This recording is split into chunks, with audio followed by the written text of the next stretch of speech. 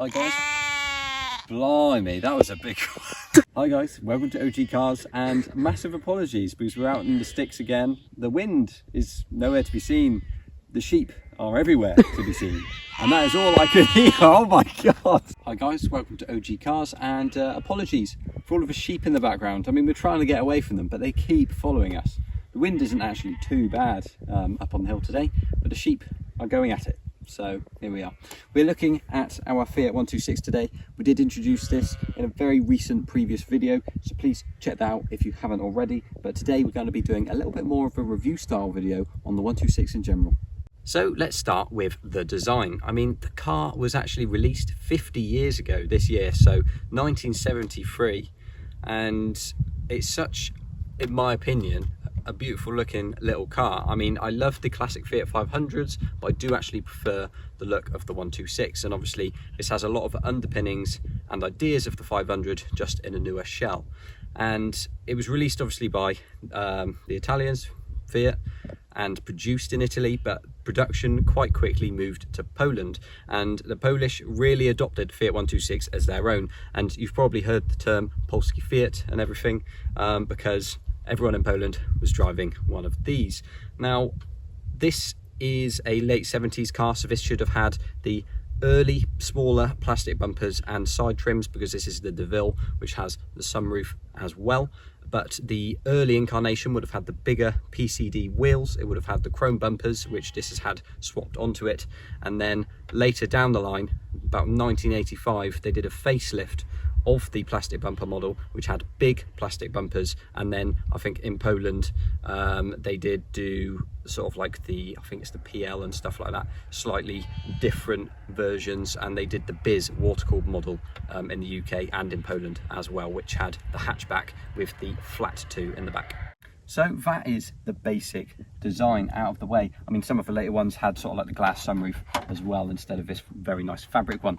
But if we just come back here, we can see the engine. So obviously rear engined, rear wheel drive, same as the Fiat 500, but a rated engine. The 500 obviously started with a 500cc engine.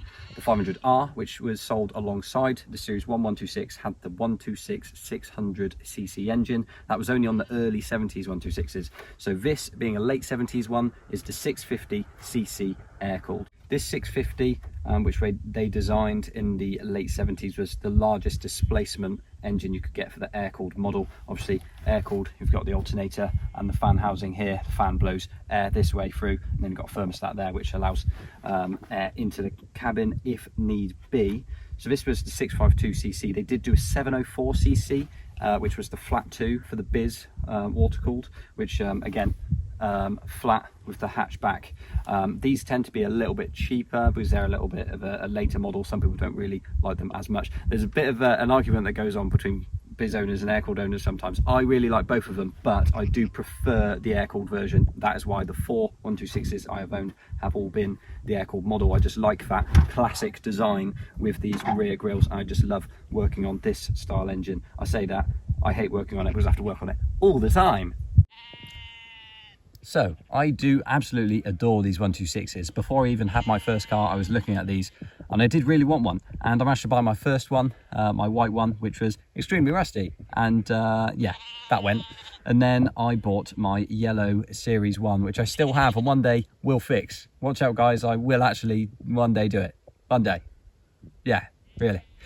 Then I bought my blue left-hand drive. Now that was very unreliable. It was an amazing trip driving my blue left-hand drive from Italy back home here. Although if you guys haven't seen it, check out our adventure. That car just wanted to keep braking and braking, and when I fixed it, I thought it was good. I brought it back from Wiltshire to Cardiff, and yeah, guess what, it broke a few more times then. I sorted it all out. I managed to drive it to my friend Samuel Lenifer, who's the new owner, and I think he daily drove it for about a week, and then it broke again. So yeah, that's the story of that one. Then I bought this one. I thought, you know what, I've got the yellow one still. I haven't got any others. I want one that I can drive. So I bought this one. And as I say, guys, I adore the 126, but I have to say I haven't had the best luck because they aren't the most reliable, and obviously they do really rust. So those are things to really consider. And yeah, This one, to be fair, isn't very rusty. It's actually, I think it's had a little bit of work, but it's actually really quite tidy now. But reliability wise, it has had a few problems and I've only driven it a few times. So let's talk about modern pricing. These are getting quite expensive now, although compared to Fiat 500s, which I suppose is their classic competitor, they're still cheaper. Classic Fiat 500s, especially right-hand drives, are going for ridiculous money. I mean, if you want a good one, you could be paying like, I don't know, 10 grand. You can get a left-hand drive a bit less, but you've got to be wary of certain restorations that haven't been done quite as well. Whereas the 126s, you can get a really quite tidy one for like 6 grand is going to get you like a pretty perfect right-hand drive 126, I'd imagine. But they're getting so hard to find. Fiat 500s, you can just go out and buy.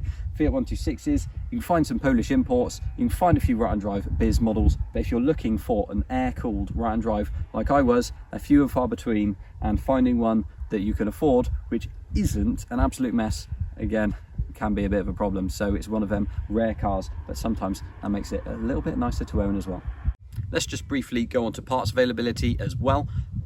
Pretty much all the parts are available. There's certain things that are a bit harder to find, or at least you have to import from Poland. Before Brexit, importing stuff from Poland was really cheap and easy, and Slovakia as well. 126 fan, Slovakia sells a lot of very good parts, but since Brexit, the fees have been a little bit higher and things have been slightly harder to get. But overall, this obviously shares a lot of stuff with the Fiat 500, so availability is there. Availability in the UK is a little bit more expensive, but again, not too bad for one of these. So in terms of the interior, it is pretty basic. I mean, there's no headrests, there's no headlining, there's no it's not a lot, but there is a radio. That's great. But I love these little seats. They're not the most comfortable to drive on a long journey in, but I mean, it's like sitting on your grandma's sofa, you know. It's quite old and you kind of love it because it's old, but you wouldn't want to sit in it all day. So there is that. But I love these little 126s. This is the earlier dash as well, so the small round binnacle rather than the big rectangular dash, and it's got the slightly earlier steering wheel as well. Not the earliest one where they had the thinnest outer edge in the world, but yeah, it is a very nice little place to be, as long as you're not broken down on the side of the motorway after like really long journeys, then yeah. So in summary, the 126 is a car that I absolutely love. Honestly, it's up there with one of my most favourite cars. It's just such a small, cute car. It's just got so much character, and you know, it's not the most comfortable car in the world. It's definitely not the most reliable car in the world, but it's just so much fun, and that's what makes it an amazing classic. Would I daily one? Probably not, no.